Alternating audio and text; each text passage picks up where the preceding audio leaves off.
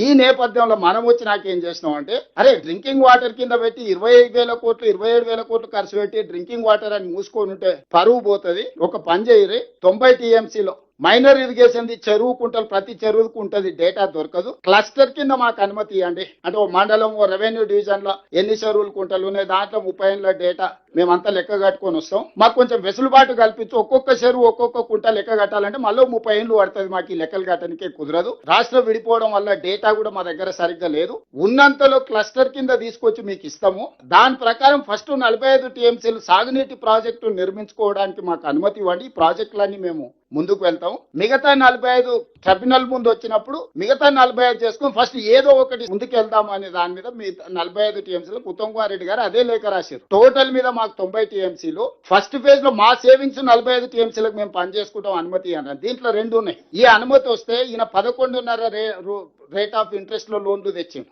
First. రెండోది అనుమతులు ఉంటే కేంద్ర ప్రభుత్వాన్ని మనం గతంలో నేషనల్ ప్రాజెక్ట్ అనేది ఇప్పుడు అది ప్రపోర్షనేట్ మార్చి ప్రధానమంత్రి సించాయి యోజన ప్రాజెక్ట్స్ అని 60% కేంద్ర ప్రభుత్వం ఇస్తే 40% రాష్ట్ర ప్రభుత్వం నిధులు పెట్టుకునేటట్టు నేషనల్ ప్రాజెక్ట్ కింద అంటే గవర్నమెంట్ ఆఫ్ ఇండియా స్పాన్సర్ చేస్తుందని ఈ అనుమతులు వస్తే ఆ 60-40 రేషియోలో 60% కేంద్రం నుంచి నిధులు తెచ్చుకోవచ్చు అని చెప్పి దీన్ని అనుమతి ఇవ్వండి మాకు. ఆ రోజు ఉన్న జలశక్తి మినిస్టర్ దగ్గర పోయి కూర్చున్నాం. తర్వాత ప్రభుత్వం మళ్ళీ 3ోసారి వచ్చిన తర్వాత కొత్త మంత్రి వస్తే కూడా సిఆర్ పాటిల్ దగ్గర పోయి కూర్చొని మాకు పాలమూరు రంగారెడ్డి ఎత్తిపోతలు కేంద్ర ప్రభుత్వ సహాయం కావాలి.